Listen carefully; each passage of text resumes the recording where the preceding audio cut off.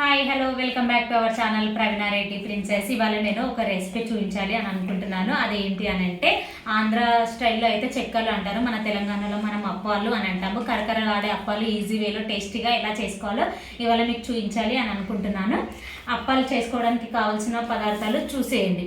ఇది వచ్చేసి బియ్యం పిండి, ఓన్లీ బియ్యమే, దీంట్లో ఏమీ వేయలేదు, ఓన్లీ బియ్యం పిండి మాత్రమే మిక్సీ గిర్నీకి పట్టించినాము.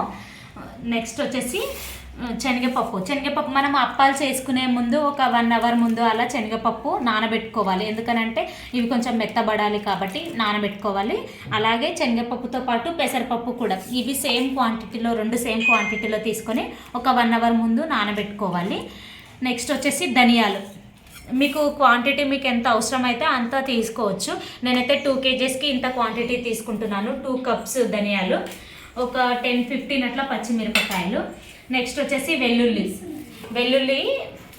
ఒక 2 kgsకి ఒక 3 తీసుకుంటున్నాము. ఇది వచ్చేసి కరివేపాకు. నెక్స్ట్ బటర్ వేసుకోవాలి. దాంట్లో నేను కలిపేటప్పుడు దాన్ని ఎలా యూజ్ చేయాలి అనేది చూపిస్తాను. ఆయిల్, ఇవి వచ్చేసి వేడి వాటర్ తోటే కలుపుకోవాలి మనము అప్పాలకి పిండి. మీకు కావాల్సినంత ఉప్పు, మీకు కావాల్సినంత కారం, ఇవి మంచినూలు, ఇవి కావాల్సిన వస్తువులు. నేను అది చేసేటప్పుడు కంప్లీట్గా ప్రాసెస్ ఏంటి అనేది మీకు చూపిస్తాను. ధనియాలు మిక్సీ జార్లో వేసుకొని మిక్సీ పట్టుకోవాలి.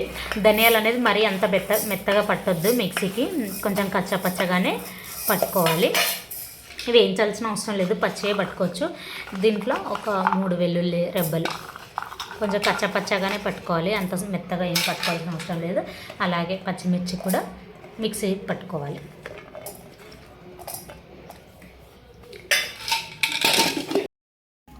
ఇలా కొంచెం కచ్చాపచ్చగానే, మరీ అంత మెత్తగా కాకుండా, చూడండి ఇట్లా కొంచెం కచ్చాపచ్చగానే ఉంది కదా, ఇలా కొంచెం కచ్చాపచ్చగానే మిక్స్ పట్టుకోవాలి. మనం ముందుగా పెట్టుకున్న ధనియాలు, మిర్చి పౌడర్, ఇందులో వెల్లుల్లి కూడా వేసుకొని మిక్సీకి పట్టుకున్నాం కదా. నెక్స్ట్ వచ్చేసి మంచినూలు,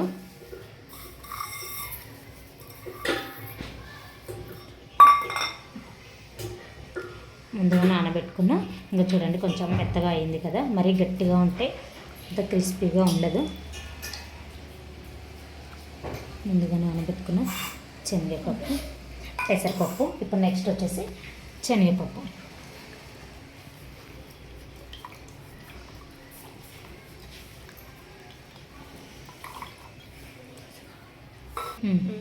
నెక్స్ట్ వచ్చేసి కారం పొడి. ఆల్రెడీ కొంచెం పచ్చిమిర్చి యాడ్ చేసుకున్నాం కాబట్టి. నెక్స్ట్ వచ్చేసి టేస్ట్కి సరిపడినంత ఉప్పు.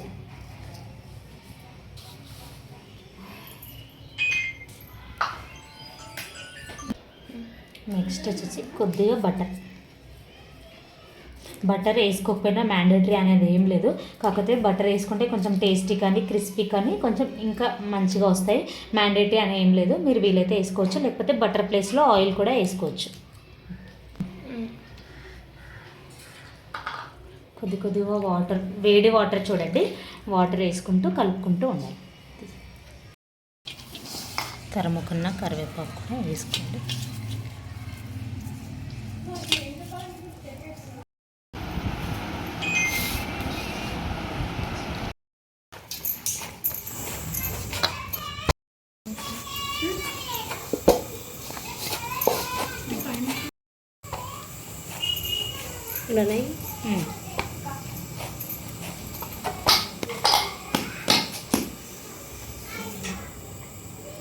ఇంత మెత్తగా వచ్చే వరకు తడుపుకోవాలి.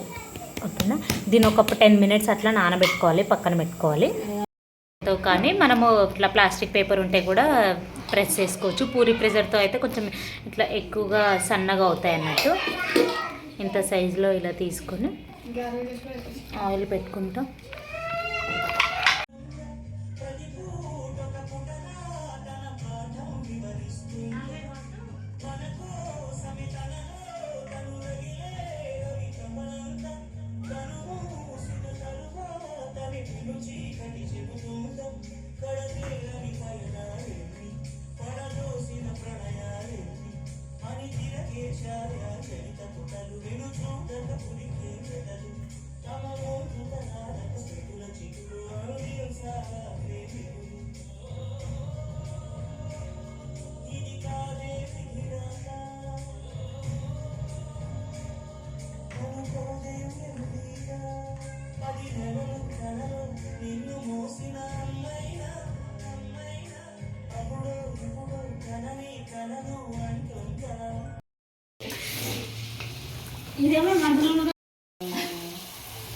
సెలసెల మారే బజ్జీలు.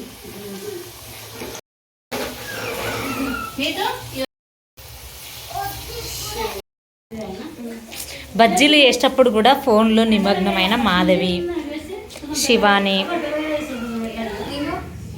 మా లగేజ్.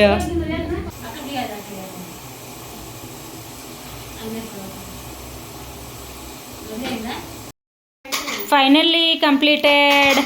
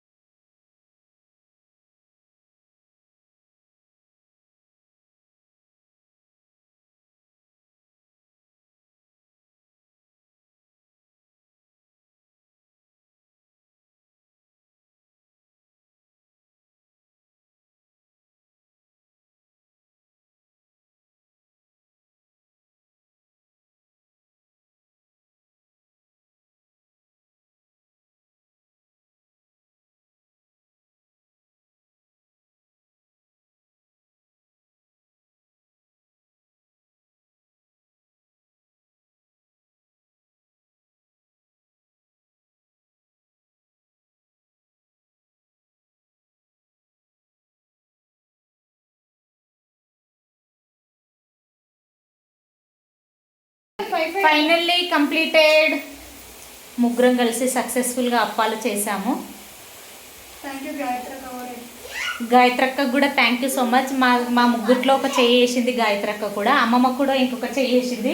5 మెంబర్స్ కలిపి మొత్తానికి వీటిని సక్సెస్ఫుల్గా చేసాము. టేస్ట్ ఎలా ఉందో ఇప్పుడు తిని చెప్తాను మీకు. చూడండి ఎలా క్రిస్పీగా అయ్యాయో.